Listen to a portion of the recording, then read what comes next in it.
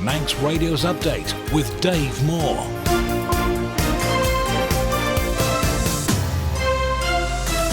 The time is 5 o'clock. You're listening to Manx Radio. I'm Dave Moore, and this is Update. Welcome to the programme. Half an hour of the latest news in the Isle of Man, plus Manx sport, business, travel updates, along with the newsmakers in person. Coming up, an MHK who called for an audit of Manx Care says they're still concerned over where the healthcare providers' funds go. The Infrastructure Minister believes 20-mile-an-hour speed limits shouldn't be imposed if people don't want them. And a cocaine dealer has been jailed for more than 6 years. That's all coming up in the next 30 minutes. But first of all, the Update News headlines with Siobhan Fletcher. Faster my. We're being warned to avoid all glens and plantations during periods of high winds as Storm Chandra heads towards the island. The UK Met Office has named the storm, which is forecast to bring strong winds, heavy rain and snow across much of the UK on Tuesday. Here on the island, a yellow weather warning will be in place from 3 a.m. until midday tomorrow, with travel disruption expected. The Department of Home Affairs says it's considering whether to apply the UK's policing reforms to the Isle of Man. Faster 999 response times and licences for officers are amongst the measures that have been announced in England and Wales today. The Infrastructure Minister believes 20-mile-an-hour speed limits should not be imposed on people if they do not want them. Tim Crookall has appeared on Manx Radio's breakfast programme this morning, marking the first time since his appointment as Minister of the DOI that he's spoken to the media. I've never known so much anger over something go on for so long. Absolutely do think it's been badly handled by quite a lot of people. And the Tower of Refuge and Ramsey Swing Bridge will light up red this evening for International Kawasaki Disease Awareness Day. It's the leading cause of acquired heart disease in UK children. Further afield, the Tories say Nigel Farage is doing more of their spring cleaning after Suella Braverman became the third MP to defect to Reform UK this month. The remains of the final Israeli hostage in Gaza have been recovered, allowing the next phase of a ceasefire there to begin. And the World Health Organization claims the UK is no longer being considered to have eliminated measles. It says the disease became re-established in 2024 after falling vaccination rates and a surge in cases. They're your headlines. I'll have your news in full at 6.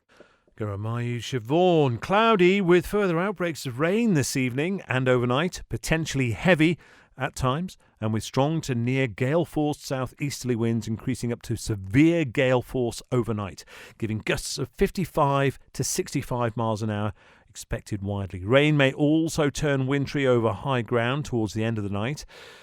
Wet and very windy start tomorrow, the easterly severe gales continuing before gradually easing slightly in the afternoon as the rain clears. Top temperature 7 Celsius.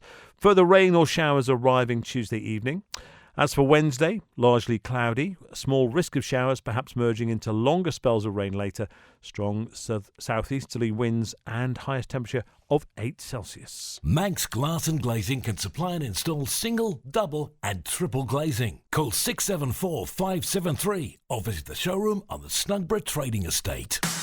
You're listening to the Isle of Man's quintessential daily news and current affairs roundup. Update on Manx Radio.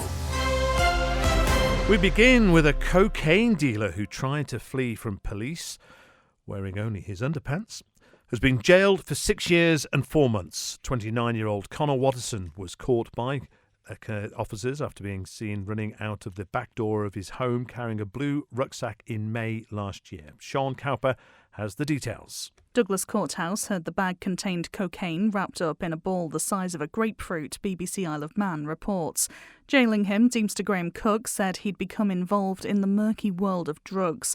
The court heard police went to the house in Port Erin where Watterson lived with his aunt at about 7:30am on the 29th of May to carry out a search warrant. When officers arrived, they saw a man wearing only his underpants and carrying the rucksack run from the back door. After being apprehended, he told them they would find what they were looking for in his bedroom. A search of the room, along with the bag he was carrying, uncovered a quantity of cocaine that had a street value of £12,550. Watterson answered no comment when interviewed by police, but later pleaded guilty to possession of cocaine with intent to supply. The court heard he had a previous conviction for the supply of cannabis dating back to 2016. His defence advocate said he was ashamed of his behaviour and the shame he'd brought to his family, particularly his aunt, who had brought him up. The 29-year-old had run away when the police arrived because he wanted to remove the drugs from the property so his family didn't get caught up in it, he added. The court heard Watterson claimed he had become involved in dealing to clear his own drug debt. Jailing him, the Deemster said he was a street dealer who had become involved in the murky world of drugs.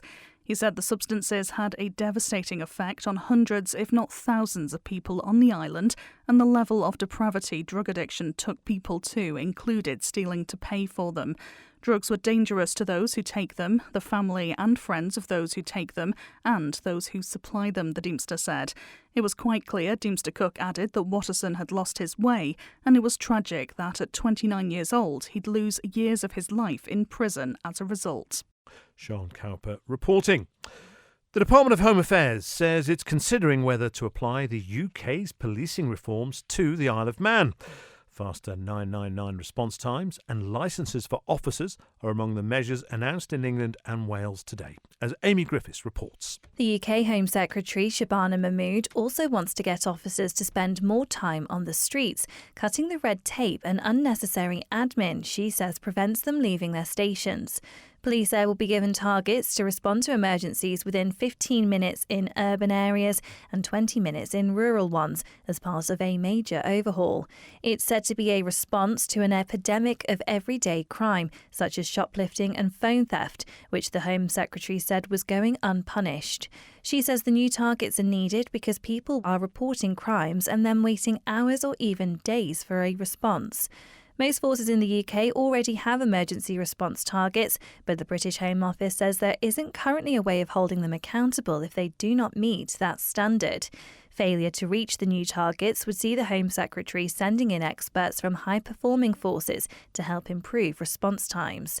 The changes include plans for every police officer in England and Wales to hold a licence to be able to continue working, and will have to prove they have the right skills in issues such as tackling violence against women, or they'll face being removed from their job.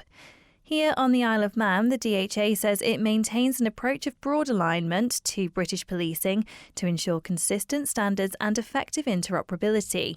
However, in a statement, it says there are some areas that will differ, reflecting the local context.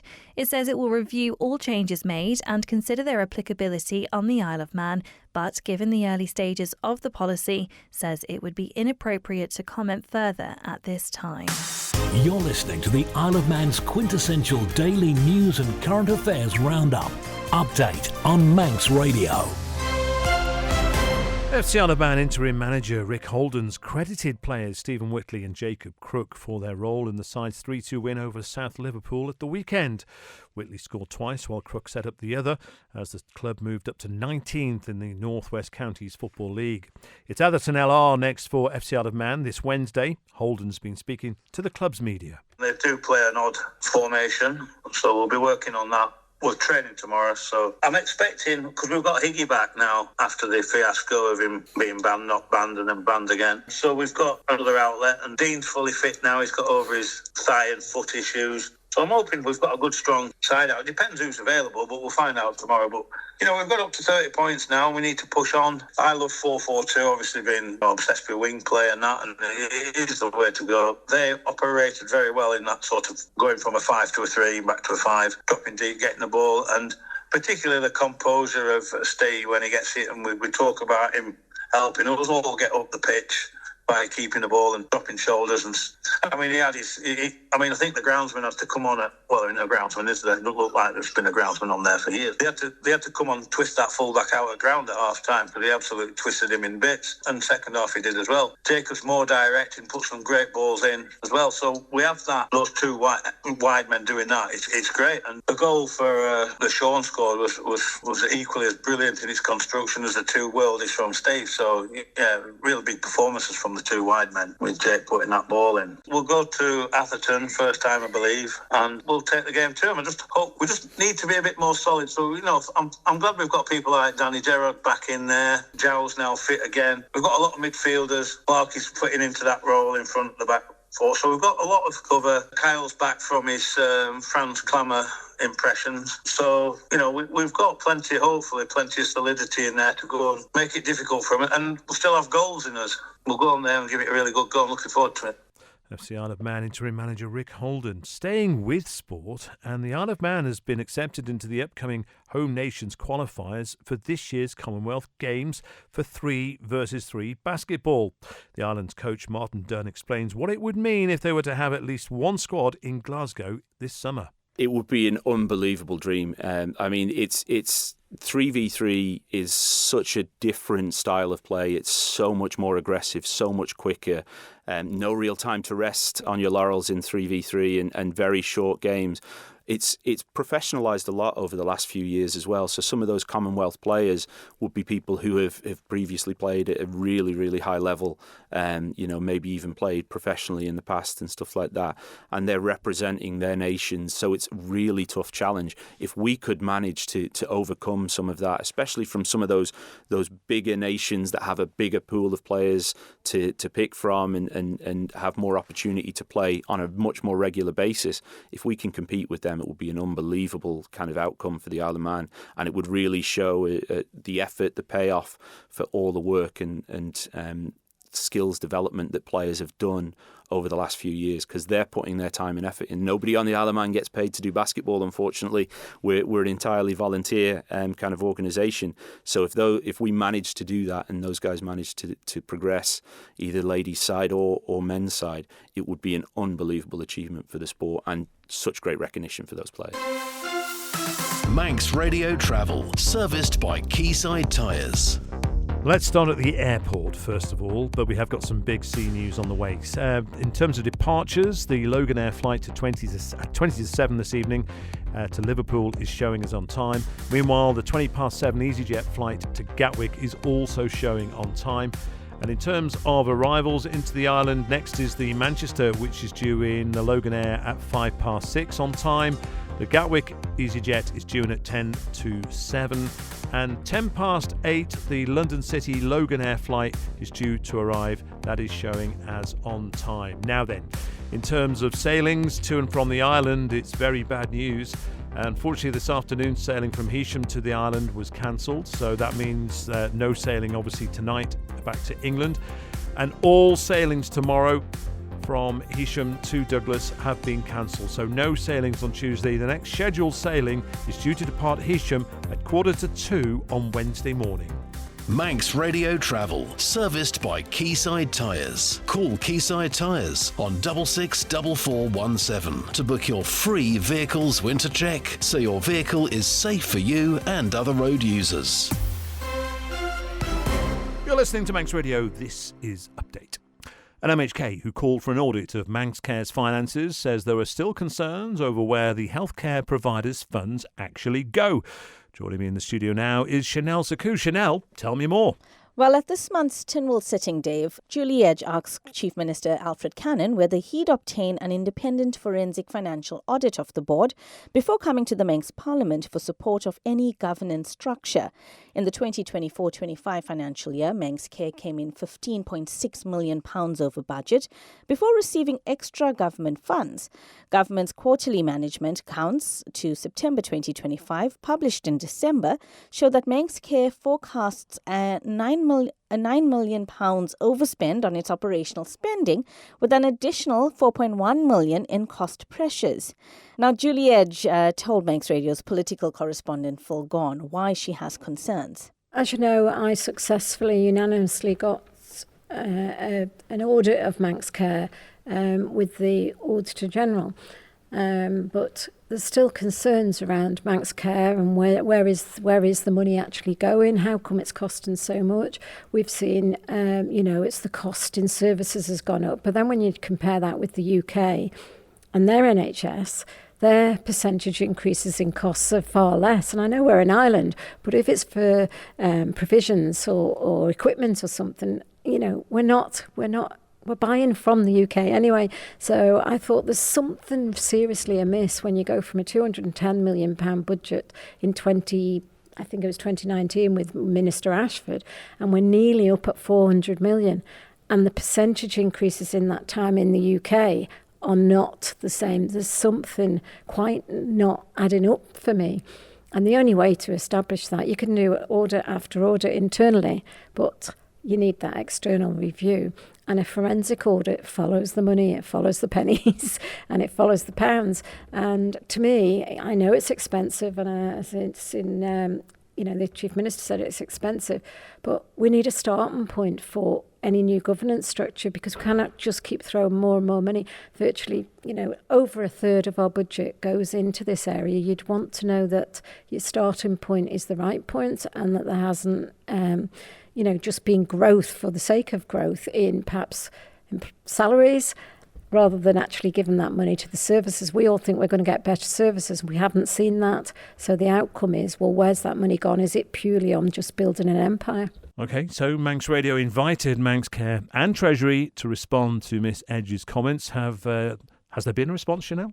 Yes, Dave. A spokesperson for the healthcare body says Manx Care provides detailed financial information in accordance with its statutory reporting relationship directly to the Department of Health and Social Care. Financial summary information, it says, it's also published via Manx Care's board papers, operating plans and annual reports. Thank you, Chanel. You're listening to the Isle of Man's quintessential daily news and current affairs roundup.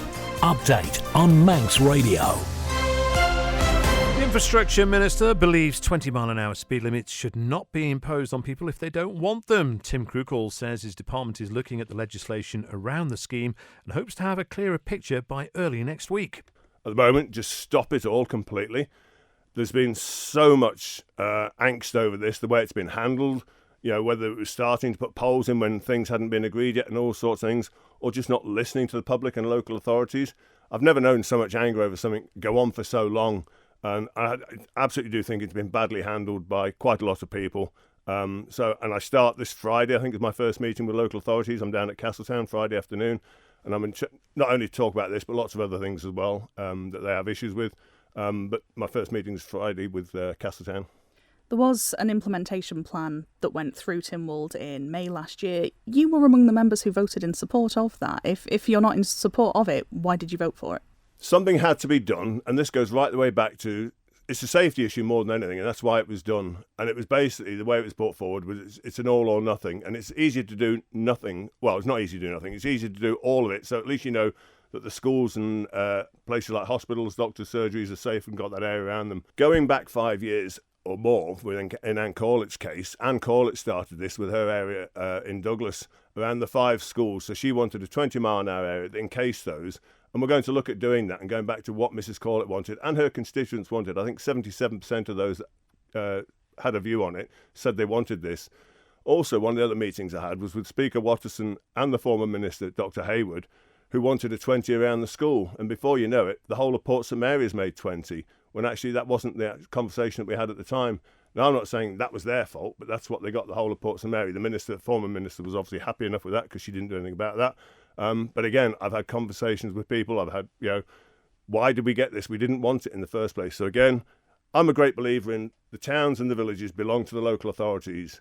Speak to them, listen to them, and basically, if we can, give them what they want, not what we want to do. You're listening to Update. Concerns have been raised on Manx Radio's Man in Line about people having problems registering their organ donation decision by phone. Peter Shimon is the Public Health Implementation Officer for the Human Tissue and Organ Donation Act.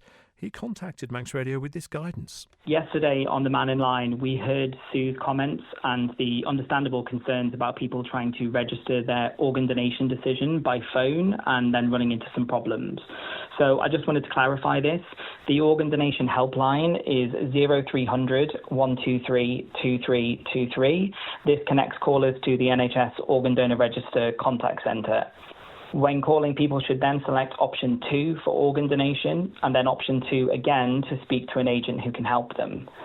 There is currently a message on the phone line asking whether callers are ringing about the change in the opt-out law. If selected, this then redirects people to a website. That message was created for England's law change to opt-out, and it doesn't apply to the Isle of Man's law change. We are now working with NHS Blood and Transplant to get this message updated as soon as possible, and we apologise for any confusion this is causing in the meantime.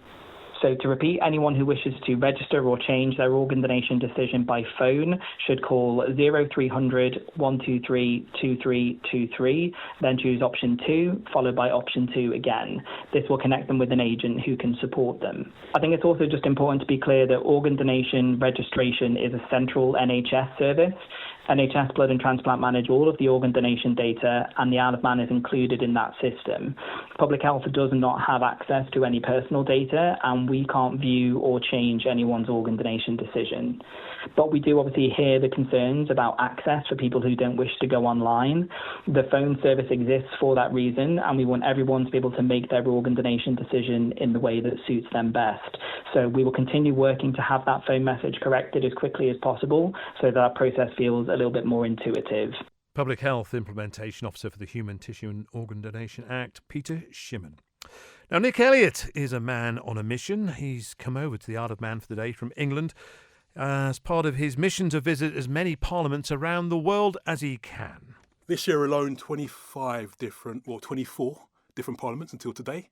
It's my 25th parliament, so it's a special occasion for me. The reason why I decided to visit it, because I love parliaments. I'm obsessed with parliaments. I love democracy. I love seeing how the world works. And I always say that everyone should see the parliament. Everyone should see a parliament. Everyone should visit a parliament to know about democracy. OK, so I'll talk more about your journey in a moment, but what did you make of Tynwald? I found, from a person who's a bit of a geek and a bit of a nerd around parliaments, I found it fascinating because I've been to some big parliaments. I've been to the Bundestag, which has 736 members, compared to the Tynwald, get it right, was calling it the Tynwald before, which only has 24 members in the House of Keys, which is the lower chamber. And what kind of access did you get today? I saw everything I wanted to see. So it was good. Today I was shown around by lovely members of staff who gave me the history, not just the history of the Parliament, but also the history of the island as well, which is fascinating. Because I'm from London, and if you ask anyone where the Isle of Man is, they'll say the Isle of Wight. And I'll go in the Isle of Man, they go, is it south or is it north? Is it next to Australia? So it's good to know exactly where it's located, the culture of the island, to know what the main issues of the island you have at the moment. I found it fascinating, completely and utterly fascinating. So all this knowledge that you acquire, what do you do with it? Did you log this? Do you log this anywhere? Do you publish on socials or whatever? Well, the main reason why I did it, because I decided to embark on a trip to all the parliaments of the world, was because I'm a quizzer. I love doing pub quizzes, and I've appeared in a couple of TV programmes. So it just builds up my general knowledge about the world. There's little questions that, people don't really know about. By going to different parliaments, it gives me something better than everyone else, all the other quizzes in the world. Okay, and so did you say when did you start this journey? I started this journey last year in November. Right, but even so you've done 25 now. 25, yeah. In the last... Just over a year. Wow. Yeah. I've been to places like Slovenia, I've been to places like Belgium, I've been to Hungary, all the Baltic countries, Lithuania, Latvia, Estonia. I've been to Cyprus, which is not a crazy place, but it's a city split in half. Mm. And some of the members, they don't sit. So the interesting thing about parliaments, they're not all the same. Now, most people think the parliaments are just like their House of Commons, but it's not. Mm-hmm. They're completely different. Mm-hmm. For instance, the Tynwald is so small. It's like, and also what I was told today is that I'm used to like party politics, Labour, Liberal, Conservative, and now Reform. But the difference with the Tynwald is basically that they care about the people. And that's the most important thing I've noticed today, is that the different members of the Tynwald, they care about their own constituents. And that's unbelievable. So congratulations to this beautiful place. Is it the smallest one you've been to? It is. Before, I'll give you the members. The smallest ones I've been to before were, Iceland has 63 members. Faroe Islands has 33 members. And this has 24 members in the lower chamber. So yes, it is. It was like being in a living room, which made it cosy. And where are you off to next? Okay. Deep breath now before I tell you where I'm off to next. Next week I'm going to Moldova. Then after that I'm going to Montenegro. Then I'm going to Bosnia-Herzegovina. Then I'm going to Spain. Then I'm going to France. And I'm going to the place that's a bit of controversy at the moment. I'm going to Greenland. Okay. Oh, yeah, before Donald Trump. And do you just turn up, or is there a bit of preparation in advance? There's a bit of prep. I contact some of the parliaments, and most of the time they welcome me with open arms. Other times they say that I need to have 40 members to come with me, a group. So unless I have 13 kids, I can't go to those parliaments. But yeah, that's what I mainly do. So I prep. Now it's come to the point where they're inviting me to come along. So if anyone knows anyone who works in the parliament in the world, contact me and I will be there tomorrow. Nick Elliott, who's flying back from the Isle of Man this evening. Now it's time for sport, brought to you by the Print Shed, and at the sports desk is Darren Timpson. Faster Mai. Starting with football, Corinthians have been drawn against Peel in the Women's Canada Life Floodlit Cup semi-finals. The league's top two will face each other for the second time in 2 weeks after the Westerners beat the Whites 4-1 at the Bowl yesterday. Meanwhile, Onken meet Douglas Royal for a place in the final. The ties will be played on Sunday, the 1st of January. On to men's football, where Colby capitalised on Calceton's shock defeat to St George's to go 4 points clear at the top of the Auden and Drogheda Division 2 table. Colby beat Moran 3-0 on Saturday. Meanwhile, Rykal produced an inspired second-half display against Douglas Royal. The Ramsey side found themselves 3-0 down at half-time to take a point from the game as they drew 4-4. In the Canada Life Premier League, Corinthians are keeping their distance from Peel as they beat Onken 6-3, with Sean Doyle and Danny Simpson getting 2 goals each. Peel had to break down a resilient Foxdale side as they needed an 88th-minute goal to secure a 2-0 win. In rugby, Douglas couldn't take advantage of their game in hand at the weekend after being beaten in the Regional 2 Northwest. They lost 41-29 to Burnage, however they did receive a losing bonus point. The Manx side could have moved up to third in the table, only a win behind second place Sandbach. Elsewhere, so the Nomads beat Western Vikings 46-5 at Bellakilly Park to move into second place at the Hartford Homes Manx Shield. And so the Nomads under 16 side beat Vagabonds 41-31 in the Hartford Homes Junior Manx Cup. And in hockey, Bacchus A beat Vikings A 4-2 to move top of the Men's Premier League, while there were wins for Harlequins A and Vikings A. Meanwhile, in the Ladies Premier League, Valcards A beat Cartertown A 2-1, Vikings A beat Bacchus A 1-0, and Harlequins A beat Vikings B. And we'll just finish on that, Darren. We're just saying that Women's Canada Life Floodlit Cup final will be Sunday the 1st of February. Yes, it will be, January. yes. Okay, thank you, Darren.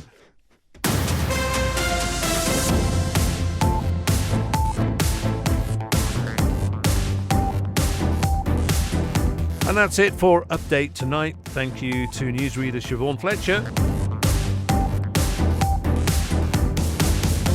And you can download this podcast version of Update, plus many other podcasts that Manx Radio produces daily from manxradio.com.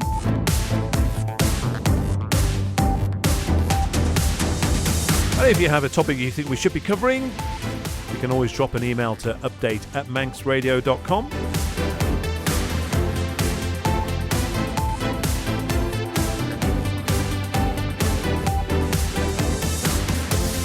A choice of listening as well on Manx Radio FM this evening. Coming up next, it's Agenda with Phil Gaughan. Then there'll be Greatest Hits. And then at 9 o'clock, it will be Ian Cottier. But that's it from myself, Dave Moore, for now. Catch you next time.